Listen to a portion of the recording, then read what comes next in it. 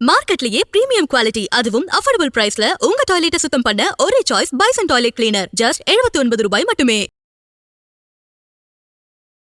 Welcome to imperfect show finance. நிஃப்டியை பொறுத்த வரைக்கும் 99 புள்ளிகள் சரிஞ்சு 26,042 முடிஞ்சிருக்கு. சென்செக்ஸை பொறுத்த வரைக்கும் 367 புள்ளிகள் சரிஞ்சு 85,041 முடிஞ்சிருக்கு. வாங்க நம்ம பொருளாதார விமர்சகர் நாகப்பன் சார்கிட்ட பேசலாம். உங்களுக்கு என்னென்ன கேள்விகள் இருக்கோ எல்லா கேள்விகளையும் மறக்காம கமெண்ட் செக்ஷன்ல வந்து பதிவிடுங்க. நிச்சயம் சார்ட்ட பதில் வாங்கி தரேன். சார் வணக்கம். வணக்கம் சிபி. நானே இந்த வருஷம் முடியறதுக்குள்ள ஒரு புதிய உச்சம் தொற்றுன்னு பாக்குறேன். சார் மார்க்கெட்டு தொட்டுருச்சு. தங்கமும் வெள்ளியும் தான் தொட்டுக்கிட்டு இருக்கு புதிய உச்சங்களை. காப்பர் இப்ப சேர்ந்துருச்சு, இந்த ஆட்டத்துல காப்பரும் சேர்ந்துருச்சு இப்போ. சார் சரி சார், முதல்ல தங்கம் வெள்ளியே பேசிடலாம் சார். ஆமா, தினம் புதிய உச்சம் தான், சொல்லவே தேவை கிடையாது. இன்னைக்கு புதிய உச்சம் தான் தங்கம் வெள்ளி. ஆமா எஸ் சார். வெள்ளி $75 தொட்டிருக்கு. அது அதே மாதிரி இது தங்கம் வந்து $4,500 தாண்டிடுச்சு. ரெண்டுமே 1% மேல ஏற்றம். இன்னைக்கு கணிசமான ஏற்றத்துல இருக்கு. இதுல நான் சொன்ன மாதிரி காப்பரும் இப்ப சேர்ந்துகிட்டு இருக்கு. இன்னைக்கு 1% மேல ஏறி இருக்கு. $5.67. நம்ம பேச ஆரம்பிச்ச பொழுது $5 கீழே இருந்தது. கிட்டத்தட்ட இந்த ஒரு மாசத்துக்குள்ளேயே வந்து 15% ஏறி இருக்கு. 12% ஏறி இருக்கு பாக்குறோம். ஓகே, சோ இது ஒரு நல்ல ஏற்றம். அதனுடைய தாக்கம் இங்க MCX-லயும் பாத்தீங்கன்னா இன்னைக்கு வந்து வெள்ளி 2,32,000 கிட்டத்தட்ட 4% கிட்ட ஏறி இருக்குது. தங்கம் வந்து 1% ஏறி 1,39,000 தாண்டிடுச்சு. 1,40,040 நோக்கி போய்கிட்டு இருக்கு. ரெண்டுமே வந்து முன்பேற வணிகம்ங்கிறத ஞாபகத்துல வச்சுக்கணும். வணிக ஒப்பந்தங்கள். தங்கம் பிப்ரவரி மாதம் 5ஆம் தேதி முறிவடையக்கூடியது. வெள்ளி மார்ச் மாதம் 5ஆம் தேதி முறிவடையக்கூடியது. 2,32,000, 31,850. அதே மாதிரி காப்பர் எடுத்துக்கிட்டாலுமே இன்னைக்கு மட்டும் 8% ஏறி இருக்கு. 1,247 ரூபாயை தாண்டி விட்டது. நம்ம முதல்ல காப்பரை பத்தி பேச ஆரம்பிச்சது வந்து 1,100 ரூபாய்க்கு கீழே இருந்தது. 1,085 ரூபாய், 1,090 ரூபாய் அந்த மாதிரி இருந்தது. அங்கிருந்தே 150 ரூபாய்க்கு மேல ஏறி இருக்கு அப்படிங்கறத பாக்குறோம். சோ இப்ப அடுத்தது லேட்டஸ்ட் என்ட்ரி ஜிங்க். இன்னைக்கு 1.25% ஏறி இருக்கு. 308 ரூபாய். லெட், பேஸ் மெட்டல்ஸ் எல்லாமே ஏறி இருக்கு. க்ரூடும் ஸ்லைட்டா ஏறி இருக்கு அப்படிங்கறத பாக்குறோம். ஒட்டுமொத்தமாக கமாடிட்டி மார்க்கெட் அப்படிங்கிறது ஸ்டாக் மார்க்கெட்டை தாண்டி இப்ப ரொம்ப புல்லிஷா போய்கிட்டு இருக்கிறத பாக்குறோம். இன்னும் சொல்ல போனால் ஒரு சுவாரஸ்யமான தகவல் வெளியாக இருக்கிறது. மார்க்கெட் கேப் குறித்து தொடர்ந்து தரவுகளை தரக்கூடிய ஒரு இணையதளம், அது சர்வதேச இணையதளம். அதுல போட்டிருக்காங்க, வெள்ளி 2வது இடத்தை பிடிக்க முந்தி கொண்டிருக்கிறது.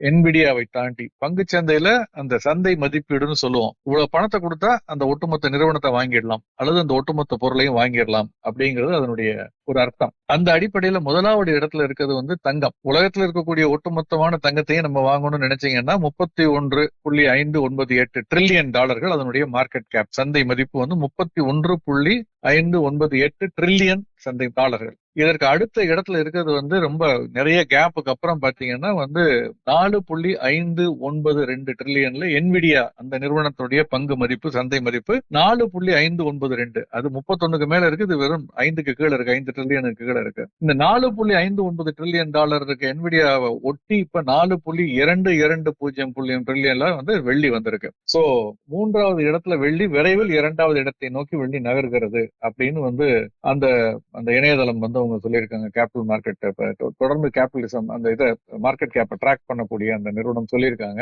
இது எல்லாமே சொல்லக்கூடிய ஒரே காரணம் ஜியோ பொலிட்டிக்கல் டென்ஷன்ஸ். இந்த டாரிஃப் வார் மட்டுமல்ல, அது போக ஜியோ பொலிட்டிக்கல் டென்ஷன்ஸ் அதன் காரணமாக வந்திருப்பது. ஏன்னா இன்னைக்கு பாருங்க, சைனா என்ன சொல்றாங்க, அமெரிக்கா வந்து இந்தியாவுக்கும் சைனாவுக்கும் இடையிலே உள்ள உறவு நட்புறவை நல்ல அப்படி இருந்துதான் கேட்கக்கூடாது, நல்ல உறவை கெடுப்பதற்கு முயற்சியில் இறங்கி இருக்கிறது அப்படின்னு அவங்க சொல்லியிருக்காங்க. டிபார்ட்மெண்ட் ஆஃப் வார்னு அமெரிக்கால வந்து அவங்க வந்து ஒரு ஸ்டேட்மெண்ட் கொடுத்திருக்காங்க. அது irresponsible ஸ்டேட்மெண்ட், மிஸ்லீடிங் ஸ்டேட்மெண்ட் அப்படின்னு சொல்லியிருக்காங்க. அந்த என்ன ஸ்டேட்மெண்ட்னா, அவங்க வந்து இந்த லைன் ஆஃப் கண்ட்ரோல்னு பேசுறோம்ல, அது இந்தியாவில் அதை வந்து பீஜிங் வந்து அதை டென்ஷனை ரெடியூஸ் பண்ணணும், இந்தியாவோட பைலேட்டரல் டாக்ஸ்ல இருக்கணும், அது மாதிரி ஏதோ ஆலோசனைகள் சொல்லியிருக்காங்க. இப்படி பண்ணணும், அப்படி பண்ணணும், அவர்களுடைய வேலையை இப்படி பண்ணணும். அது வந்து எங்க 2 நாடுகளுக்குள்ள ஒரு விஷயம். அதுல நீ தலையிட வேண்டிய இது இல்லை. அதை நீ ஒரு அமைதி, எங்களுடைய உறவை கெடுக்கும் விதத்துல இருக்குன்னு சொல்லியிருக்காங்க. இந்த மாதிரி அப்பப்ப எந்த நாடு யார் பக்கம் சாய்வார்கள், எந்த மாதிரியான ஒரு சூழல் வரும்னு தெரியாத சூழல்ல எல்லோருமே வந்து கமாடிட்டி தான் நம்புறாங்க. ஏன்னா அடிப்படையா எந்த பொருளும் உற்பத்தி செய்வதற்கு தேவைங்கிறது கமாடிட்டிஸ். அதை கண்ட்ரோல் எடுத்துக்கிட்டா, நம்ம அந்த ரா மெட்டீரியலே கண்ட்ரோல் எடுத்துக்கிட்டா மத்த எல்லாத்தையும் கண்ட்ரோல் பண்ண முடியும் அப்படிங்கிற ஒரு எண்ணம் உதித்திருப்பதாகத்தான் தோன்றுகிறது. அதனாலதான் அப்படியே இப்ப ஸ்டாக் மார்க்கெட் டல்லா இருக்கு, சைட்வேஸ் மூவ்மெண்ட்ல இருக்கு, எந்த விதமான நகர்தலும் இல்லை. ஆனால் எல்லா நகர்தலும் இப்ப கமாடிட்டிஸை நோக்கி போய்கிட்டு இருக்கிறத பாக்குறோம். நல்லதற்கா இல்லையாங்கிறது போகத்தான் பார்க்கணும். ஏன்னா கமாடிட்டிஸ்ங்கிறது ரா மெட்டீரியல், அதனுடைய விலை உயர ஆரம்பித்தால் விலைவாசி உயர்வுக்கு பின்பு வழிவகுக்கும். ஏன்னா அதோட இல்ல இந்த ரெஸ்ட்ரிக்ஷன்ஸ் எல்லாம் பண்ணாங்க, ஏற்றுமதியை தடை செய்வது அப்படின்லாம் பண்ணும் பொழுது கொஞ்சம் சிக்கல் ஏற்படும். பார்க்கலாம் எப்படி போகுது. இத்தாலி பிஎம் வேற சொல்லியிருக்காங்க 2025 ரொம்ப கடினமான ஆண்டா இருந்திருக்கும் நிறைய பேருக்கு, ஆமா. கவலைப்படாதீங்க 2026 இன்னும் மோசமா இருக்கும்லாம் கணிச்சிருக்காங்க அவங்க. நீங்க சொல்றது இதெல்லாம் படிக்கிறப்ப கொஞ்சம் நமக்கு ஷாக்கிங்கா தான் சார் இருக்கு. ஆமா ஆமா, நிச்சயமா இது வந்து ஒரு கவலை அளிக்கக்கூடிய விஷயமா இருக்கு கமாடிட்டி பிரைஸ்ங்கிறது. ஏன்னா பங்குங்கிறது வந்து ஒரு காற்றல் இருக்கிறது மாதிரி கூட எடுத்துக்கலாம் சில சமயங்கள்ல. ஏன்னா நம்ம நிறுவனங்களுக்குள்ள போற பங்குங்கிறது வளர்ச்சிக்கு வித்திடும், விரிவாக்க பணிகளுக்கு வித்திடும். ஆனால் ப்ரொமோட்டர்ஸுக்கு போறது அப்படி இல்ல, அது ஒரு காற்றுல கரையிற மாதிரி தான். ஆனால் கமாடிட்டிஸ் அப்படி இல்ல, அதனுடைய உண்மையான பயன்பாடுங்கிறது சாமானிய மக்களை சென்றடையக்கூடியது. அதனுடைய விலை ஏறுறதுங்கிறது தொடர்ந்து நம்ம கவனிக்க வேண்டிய ஒரு விஷயமா நான் பாக்குறேன். இப்ப தங்கம் வெள்ளி நீங்க போன இந்த வருஷம் பிப்ரவரில இருந்து நீங்க சொல்லிக்கிட்டு இருக்கீங்க. ஆமா. பல பேர் நம்ம வந்து மிஸ் பண்ணிருப்போம், சில பேர் அதை பிடிச்சிருக்க கூட வாய்ப்பு இருக்கு. ஆமா. இப்ப காப்பரை சொல்றாங்கல்ல சார், ஆமா. காப்பருமே சில்வர் மாதிரி உயரத்துக்கான வாய்ப்பு இருக்கா எதிர்காலத்துல? காப்பரை நம்ம சேஸ் பண்ணலாமா இனிமேல்?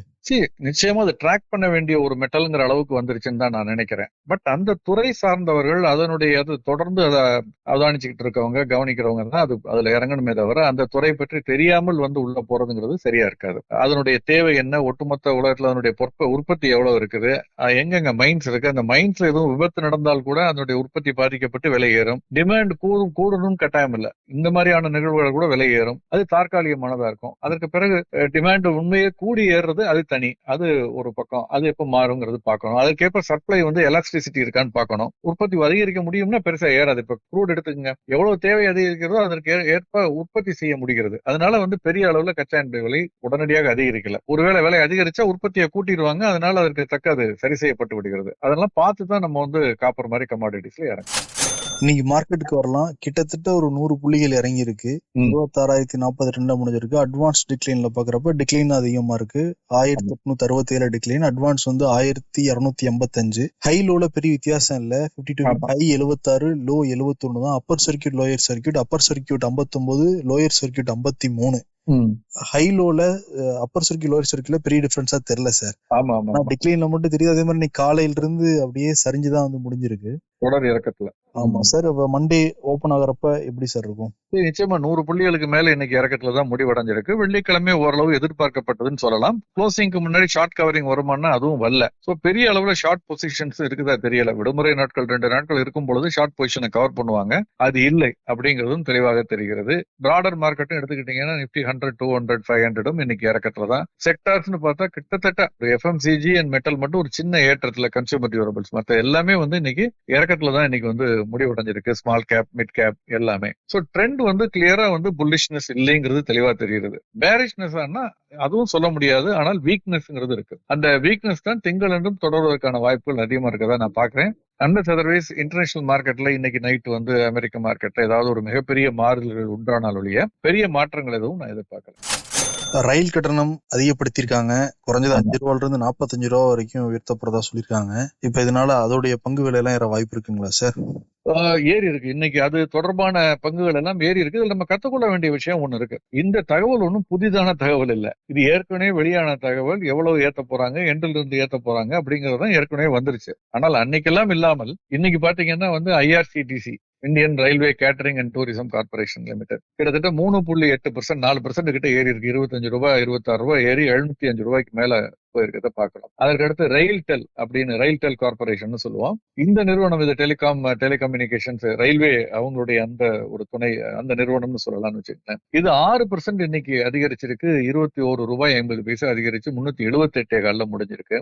அதற்கு பாத்தீங்கன்னா RVNL, ரயில் விகாஸ் நிகாம் லிமிடெட்னு சொல்லி இன்ஃப்ராஸ்ட்ரக்சர், ரயில் ரிலேட்டட் இன்ஃப்ராஸ்ட்ரக்சர், இது 12% மேல ஏறி இருக்கு. 42 ரூபாய்க்கு மேல ஏறி 388 ரூபாய் முடிவடைஞ்சிருக்கு. இது எல்லாமே இன்னைக்கு ஏறி இருக்கு. ஏதோ இன்னைக்கு விலை ஏத்துனதுனால இன்னையிலே அது லாபம் வந்து கொட்ட போற மாதிரியா? இந்த தகவல் ஏற்கனவே வெளியான தகவல், ஏற்கனவே ஏறி இருக்கலாம், அல்லது இதனுடைய முழு பலன்கள் வருகிறதான்னு பார்த்துட்டு அப்புறம் ஏறி இருக்கலாம். ஏன்னா இந்த விலை ஏற்றத்திற்கு ஏற்ப வந்து கட்டணங்கள் ஏறினதுக்கு ஏற்ப உள்ள வந்து அதாவது காஸ்டும் ஏறி இருந்ததுன்னா, ஆனால் சந்தை இப்படித்தான் பிஹேவ் பண்ணும். இந்த ஒரு இர்ரேஷனாலிட்டி, ஒரு அபரேஷன்ங்கிறத நம்ம எப்போதும் புரிஞ்சுக்கணும். அது புரிஞ்சுக்கிட்டு அதுக்கு தகுந்த மாதிரி எப்ப வேல்யூ இருக்கோ வாங்கணும், வேல்யூ இல்லாதப்ப தள்ளி நிற்கணும், சில நேரங்கள்ல ரொம்ப அதிகமா இருக்கும் பொழுது விற்கணும். எதை எப்படி பண்ணணுங்கிறது நம்ம முன்கூட்டியே தீர்மானம் செய்திருக்கிறது நல்லது. ஓகே. ஏன்னா இதனால லாபம் வரும்லாம் சொல்லியிருந்தாங்க கவர்மெண்ட். மேபி அதனால வாங்கியிருப்பாங்களோ சார் முதலீட்டாளர்கள்?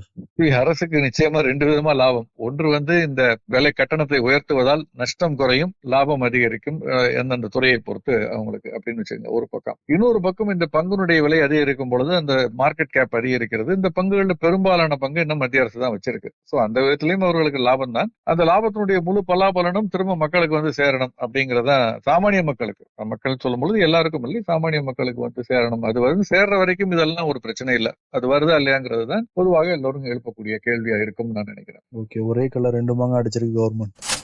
வேற ஏதாவது சிறப்பு செய்தி இருக்கா சார் நம்ம நேயர்களுக்கு? 2-3 விஷயம். ஒன்று, எஸ் பேங்க் அவங்களுக்கு வந்து 3 கோடிக்கு மேல ஜிஎஸ்டி பெனால்டி வந்து உத்தரப்பிரதேச அரசாங்கம் வந்து நோட்டீஸ் அனுப்பிச்சிருக்காங்க. ஸோ அது ஜிஎஸ்டி கட்டணத்துல உள்ள அந்த இஷ்யூ சம்பந்தமா அந்த டிமாண்ட் ரைஸ் பண்ணிருக்காங்க. அது என்னங்கிறத பார்க்கணும். அப்கோர்ஸ் அது ஒரு பெரிய அமௌண்ட் இல்லை அந்த நிறுவனத்தை அவங்களை பொறுத்த வரைக்கும். பட் இருந்தாலும் ஒரு வயலேஷன் இருந்தது அப்படின்னு அவங்க வந்து சொல்லியிருக்காங்க. எப்படின்னு பார்க்கணும். 2வது விஷயம் பாத்தீங்கன்னா டைட்டன். இந்த நிறுவனம் வந்து, ஏன்னா நீங்க தங்கத்தை பத்தி இன்னைக்கு நிறைய பேசணும், அதனால அதோட ரிலேட்டடா நான் இதை பாக்குறேன்.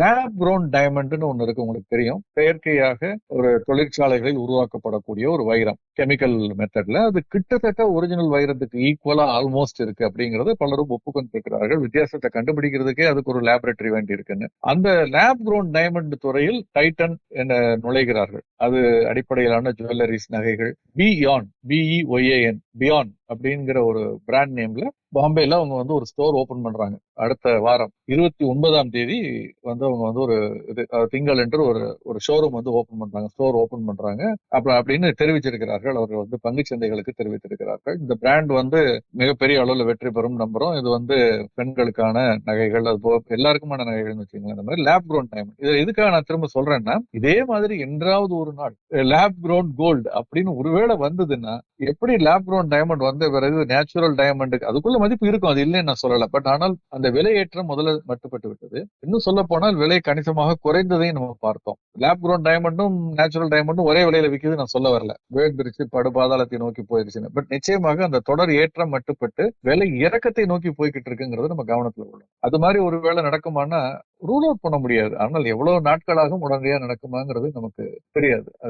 இன்னொரு விஷயம், செப்டோ வந்து அவங்க வந்து பங்கு வெளியிட போவதாக நம்ம முதல்ல பேசணும் ஒரு சில வாரங்களுக்கு முன்பு. இன்னைக்கு வந்து அவங்க செபிட்ட வந்து confidential draft red herring prospectus file பண்ண போறதாக தகவல்கள் வெளியாகி இருக்கிறது. இந்த டிராஃப்ட் ரெட் ஹெரிங் ப்ராஸ்பெக்டஸ்ங்கிறது வந்து பங்கு வெளியிடுவதற்கு முன்பு ஒரு நிறுவனம் வந்து நாங்க இவ்வளவு பங்குகள் வெளியிட இருக்கிறோம், இவ்வளவு மூலதனம் திரட்ட இருக்கிறோம், அதோட எங்களுடைய நிறுவனத்தினுடைய வியாபாரம் இது, தொழில் இது, எங்களுடைய கடந்த சில ஆண்டுகளான எங்களுடைய ஆண்டறிக்கை இது, எங்களுடைய லாப நஷ்ட கணக்கு இது, எங்களுடைய பேலன்ஸ் ஷீட் இது அப்படிங்கறதெல்லாம் தெரிவித்து எல்லாம் விளக்கமா கொடுக்கணும். அதை பார்த்துட்டு அது சரியா தவறா எல்லாம் முறையாக சொல்லப்பட்டிருக்கான்னு பார்த்துட்டு செபி அனுமதி கொடுக்கும். இதுல வந்து கான்பிடென்ஷியல் ரூட் அப்படின்னா என்னங்கறத பத்தி ஒரு சில மாதங்களுக்கு முன்பு பேசினேன், நினைவிருக்கான்னு தெரியல எல்லாருக்கும், ஆனால் திரும்ப சொல்றேன். கான்பிடென்ஷியல் ரூட்னா என்னன்னா வந்து நார்மலா இந்த மாதிரி DRHP ஃபைல் பண்ணும்போது செபி என்ன பண்ணுவாங்கன்னா, இதை அவர்கள் பார்த்துட்டு அவருடைய இணையதளத்துல அப்லோட் பண்ணிடுவாங்க, யார் வேணாலும் பார்க்கலாம். அப்ப என்ன ஆகுதுன்னா, ஓப்பனா வந்து உங்களுக்கு வந்து அந்த நிறுவனத்தினுடைய செயல்பாடுகள் என்ன, லாபம் என்ன, நஷ்டம் என்ன, எங்க வந்து அவரோட மேல் கேசஸ் எதுவும் லிட்டிகேஷன் இருக்கா, எவ்வளவு இருக்கு, என்ன எல்லா தகவலும் வெளிவந்துடும். ப்ரொமோட்டர்ஸ் யாரு, அவங்க மேல என்ன பிரச்சனைகள் இருக்கு, நல்லது கிட்டதெல்லாம். அதற்கு பிறகு செபி ஒப்புதல் அளித்த பிறகு அந்த நிறுவனம் சில நேரத்துல வெளியே பணத்தை திரட்டி இருப்பாங்க. அப்ப புதிய பங்கு வெளியீடு வர வேண்டாம்னு ஒரு சூழல் முடிவு செய்யலாம். அல்லது அன்னைக்கு சந்தை இறங்கி இருக்கு,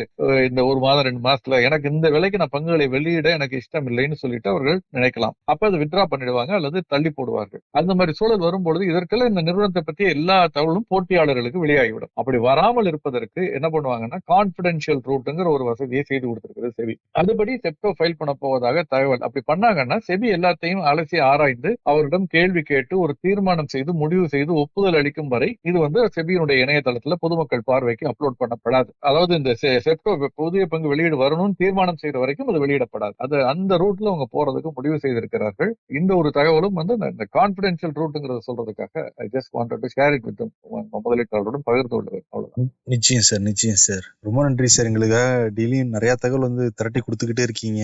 அப்ப இந்த நேரமும் கத்துக்கிட்டே இருக்கோம். நேயர்களோட பல கேள்விகள் இருக்கு சார், நாளைக்கு அதுக்கெல்லாம் பதில் சொல்லுங்க சார். நிச்சயம் சொல்லுவோம். சரிங்க சார், ரொம்ப நன்றி சார். Thank you sir. நன்றி நன்றி.